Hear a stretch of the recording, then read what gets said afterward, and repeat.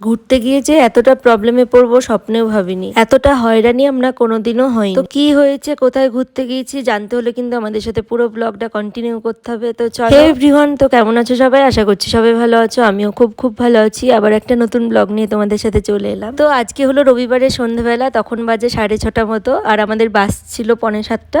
তো এখন আমরা রেডি হয়ে বেরিয়ে পড়েছি বেথুয়াডহরি বাস স্ট্যান্ডে। তারপরে আমরা ওয়েট করতে করতে আমাদের বাস চলে এসেছে ওই 7টা মতো। আর বাসটার নাম ছিল আরাধনায়, এসি বাস আমরা বুক করেছিলাম। আর বাসটা সত্যিই খুব সুন্দর। বাসের ভেতরটা তোমাদের সাথে শেয়ার করছি, দেখো। এটা কিন্তু বিয়ের পরে আমাদের প্রথম ঘুরতে যাওয়া, বলতে পারো হানিমুন। আর এখানে এসে খুব মজা লাগছিল, প্রথমবার দুজন মিলে একসাথে অনেকটা দূরেই ঘুরতে যাচ্ছি। আর আমরা কিন্তু এজেন্সি ধরে গিয়েছিলাম, যেহেতু আমরা প্রথমবার অনেকটা দূরে ঘুরতে যাচ্ছি। ওখানে গিয়ে যাতে আমাদের কোনো টেনশন না থাকে, যেরকম রুম বুক করা বলো, খাওয়া দাওয়া বলো, কোথায় থাকবো কোথায় ঘুরবো, সেই টেনশনগুলো যাতে না থাকে, সেই জন্যই কিন্তু আমরা এজেন্সি ধরে গিয়েছিলাম। তোমাদের সাথে কথা বলতে বলতে আমরা এখন চলে এসেছি মোরগ্রাম। সেটা হচ্ছে বহরমপুর থেকে ছাড়িয়ে অনেকটাই। আর এখানে আমরা খাওয়া দাওয়া করবো রাতের ডিনারটা। তো আমি নিয়ে নিয়েছি চিকেন কষা আর তার সাথে তান্দুরি রুটি। এর আগেও আমাদের অনেকবার ঘুরতে যাওয়া ডেট হয়েও ক্যান্সেল হয়েছে, কারণ আমাদের বিয়ের পরপরই কিন্তু অনেকের বিয়ে হয়েছে বলো, রেজিস্ট্রি বলো, সব কিছুর নিমন্ত্রণ অ্যাটেন্ড করতে গিয়ে কিন্তু আমাদের ঘুরতে যাওয়া সেইভাবে হয়নি। আর তারপরে বাড়ির কাজের চাপ ওর, তো সেই জন্য সব কিছু মিলিয়ে এতটা লেট হয়ে গেল। এখন বাজে ওই ভোর 4:45 মতো, আর আমরা পৌঁছে গিয়েছি শিলিগুড়ি বাস স্ট্যান্ডে। তোমাদেরকে তো আগেই বললাম আমরা এজেন্সি ধরে এসেছি, আর আমাদের সাথে আরও যারা যারা এসেছিল তারা হচ্ছে এখনও পৌঁছেছিল না, মানে তারা ট্রেনে আসছিল। তারপর শিলিগুড়ি বাস স্ট্যান্ডে ওখানে একটা ওয়েটিং রুমে আমরা বসে থেকে তারপর ওই সকাল 9টা মতো আমরা বেরিয়েছিলাম স্টেশনের দিকে। 5:45 থেকে 9টা পর্যন্ত, মানে তো বুঝতেই পারছো কতটা বিরক্ত। আর স্টেশন থেকেই আমাদের বাস বুক করা ছিল। আমরা যখন 9টার সময় পৌঁছাই তখনও কিন্তু ট্রেনে করে যারা আসছিল তখন পৌঁছেছিল না, সেই জন্য আমরা বাসে উঠে ওয়েট করতে লাগলাম। তারপর আমাদের টিফিন দিয়ে গেল ওই সকাল 9:30 মতো। টিফিনটা কিন্তু আমার খুব পছন্দ হয়েছিল। প্রথমেই ছিল হচ্ছে 4টে পাউরুটি, তার সাথে কলা, ডিম সেদ্ধ, 2টো করে মিষ্টি, আর তার সাথে ছিল একটা মাজার যে ছোট বোতলগুলো হয় সেইটা। তো আমার তো টিফিন শেষ করা হয়ে গিয়েছে, তারপরে তোমার দাদা ভাইয়েরও টিফিন শেষ করার ভিডিও করে নিলাম। তারপরে বাসের মধ্যে অপেক্ষা করতে করতে অনেকটা বোরিং ফিল হচ্ছিল, সেই জন্য তোমাদের দাদা ভাই বললো চলো একটা ছবি তুলে আসি। ওখানে একটা ট্রেন রাখা ছিল জলপাইগুড়ি স্টেশনে, তো এখানেই চলে এলাম আমরা।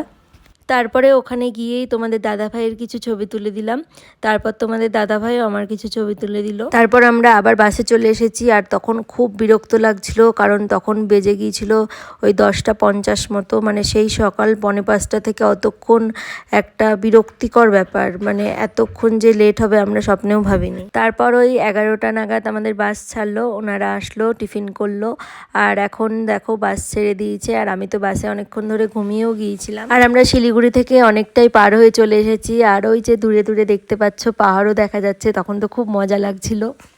তারপর আমাদের বাসটা একটা পেট্রোল পাম্পে দাঁড়ালো, সেখানে তেল পুরে নিল। আর তারপরে এই যে তোমাদের দাদাভাই নিচে নেমে গিয়েছিল পাহাড় দেখার জন্য। আর এখানে কিছু কিছু জায়গায় দেখলাম জল শুকিয়ে গিয়েছে। আর এখানে প্রথম প্রথম সিনগুলো তো খুব ভালো লাগছিল, চারিদিকে পাহাড়, নদী, তিস্তা নদীও দেখেছি, তো তোমাদেরকে দেখাবো, চলো। সুন্দর খাড়া খাড়া পাহাড়, একদম পড়লে আসা মুশকি তো ভয়ে কিন্তু বাচ্চা হয়ে গেছে, এমন তো পাহাড় উড়ে যা আসার বহুদিনকার শখ। আর তোমাদের দাদাভাইয়ের মুখ দেখে তো বুঝতেই পারলে তোমাদের দাদাভাই খুব খুশি, ওর ইচ্ছে ছিল পাহাড় দেখার। আর তারপরে এত সুন্দর সুন্দর জায়গা, লোকেশনগুলো সত্যিই খুব ভালো লাগছিল। আর এই যে এটাই হচ্ছে তিস্তা নদী। আর তোমাদেরকে তো বলাই হয়নি আমরা কোথায় যাচ্ছি। আমরা যাচ্ছি হচ্ছে গ্যাংটকে, তার সাথে যাব নর্থ সিকিম, আরও অনেক জায়গায় যেগুলোর নাম হয়তো এখনও আমি জানি না। তবে আমার ব্লগ কন্টিনিউ দেখতে থাকো, পুরোটাই তোমরা জানতে পারবে কোথায় কখন যাচ্ছি না যাচ্ছি। তুমি ভয়ে মরছো। পাহাড়ের যে ব্যাগগুলো হয় সেগুলো দেখে কিন্তু আমার খুব ভয় লাগছিল, আর তোমাদের দাদাভাই তো খুব আনন্দ করছিল সেগুলো দেখে। আর এই যে এগুলো চা বাগান, খুব সুন্দর লাগছিল, মনে হচ্ছিল নেমে ছবি তুলবো, কিন্তু যেহেতু গ্যাংটকে যাচ্ছি অনেকটা দূরের রাস্তা, ওই জন্য আর বাস কোথাও থামেনি। কিন্তু তারপর তখন বাজছিল ওই 12:30 মতো, আর এই রাস্তায় এছাড়া আর ভালো হোটেল পাওয়া যাবে না, কারণ সবাই বললো আস্তে আস্তে যখন পাহাড়ে উঠতে থাকবো তখন আর ভালো হোটেল পাওয়া যাবে না। সেই জন্য আমরা আমাদের ইচ্ছা না থাকা সত্ত্বেও এখানে আমাদের লাঞ্চ করে নিতে হলো। ইচ্ছে না থাকা সত্ত্বেও বলতে গেলে আমাদের খিদে পেয়েছিল না, এটাই আর কি। আর এখানকার রাঁধুনিটা কিন্তু বাঙালি রাঁধুনি ছিল, সেই জন্য আমাদের খাওয়া দাওয়া করতে কোনো প্রবলেম হয়নি। আর মেনুতে কিন্তু ছিল ডাল, আলু ভাজা, তার সাথে ডিম ভাজা, আর তার সাথে ছিল কাঁঠাল দিয়ে আলু দিয়ে একটা মিক্স তরকারি। আর তারপরে লাস্টে ছিল চাটনি, আচার, দুটোই ছিল। তারপরে আমরা খাওয়া দাওয়া করে ওখান থেকে বেরিয়ে পড়লাম। যত এগিয়ে যাচ্ছিলাম ততই যেন রাস্তাগুলো আরো সুন্দর হয়ে যাচ্ছিল।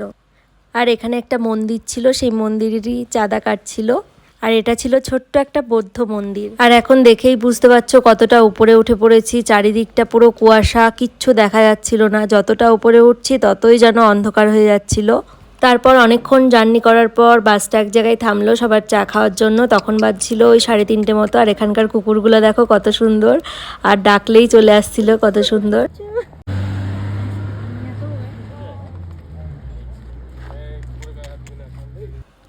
আর এখানে আমরা দাঁড়িয়ে কিছু ছবি তুলে নিলাম, তারপরে অনেক ভিডিও করে নিয়েছি।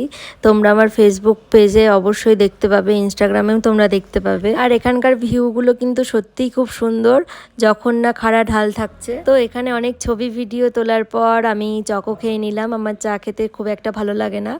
আর তোমাদের দাদা ভাই এখানে চা খেয়ে নিল। তারপর আস্তে আস্তে পুরো পরিবেশটা অন্ধকার হয়ে যাচ্ছিল, আর কুয়াশাটাও আরো বেড়ে যাচ্ছিল। আর আমরা যেতে যেতে কিন্তু বৃষ্টি শুরু হয়ে গিয়েছিল। আর ওখানে বৃষ্টি হওয়া মানেই ধরো চারিদিকে একদম ভর্তি ভর্তি জল হয়ে যাচ্ছিল। কিছু কিছু জায়গায় তো রাস্তা করা ছিল না, সেই জন্য খুব ভয় লাগছিল। আর একদমই রাস্তা সরু সরু, মানে সত্যিই খুব ভয়ঙ্কর জায়গা। আর এই যে ছোট্ট ছোট্ট তারার মতো যেগুলো দেখতে পাচ্ছ, এগুলো কিন্তু পাহাড়ের গায়ে বাড়ি। আর রাত হয়ে গিয়েছে যেহেতু লাইট জ্বলছে, সেগুলোই তোমাদেরকে দেখানোর চেষ্টা করলাম। জানি না কতটা বুঝতে পারছো, সামনে থেকে খুব সুন্দর লাগছিল। আর তারপরে আমরা ফাইনালি গ্যাংটকে পৌঁছালাম। বাস থেকে কিছুটা নেমেই তারপরে আমাদের হোটেল। আর এখানে চলেও এসেছি আমরা। তো চলো, আর তোমরা পাশে থেকো আর সাপোর্ট করো, পরপর সব ব্লগই তোমরা দেখতে পাবে। হ্যালো এভরিওয়ান, আমরা পৌঁছে গিয়েছি এখন রুমে। খুব স্ট্রাগল করতে হচ্ছে আজকে। বিশেষ কারণ হচ্ছে যে গ্যাংটকের মেন রাস্তাটা অফ আছে, তার জন্য আমাদেরকে অন্য রাস্তা দিয়ে নিয়ে এসছে, যেটার জন্য 5 ঘন্টা লেট, 5 ঘন্টা বেশি এক্সট্রা সময় লাগলো। আমরা সেই 11:30 12:30টার সময় লামা হোটেল থেকে সেই লাঞ্চ করেছি। তারপর রাস্তার মাঝখানে মিডিলে হয়েছে, কিন্তু এতটা টাইম মানে 5 ঘন্টা এক্সট্রা কাল থেকে কালকে সেই 6টা সন্ধ্যে 6টা থেকে 6টা না, 6:45, হ্যাঁ 7:45 থেকে বাস। তারপরে শিলিগুড়ি পৌঁছেছি ভোর 4:45 মনে হয়, 5:45টায়। আর কিছু আমাদের সাথে যারা আরো 13 জন ছিল, তারা হচ্ছে ট্রেনে করে আসার জন্য, ট্রেনটা খুব লেট ছিল, ওর জন্য আর একটু লেট হয়ে যায়। তা অবশেষে এখন হোটেলে পৌঁছালাম। এখন একটু স্বস্তি অনুভব করছি। কটা এখন বাজে? 9টা। এখন 9:30টার কাছে বাজতে চললাম, কম 9:16।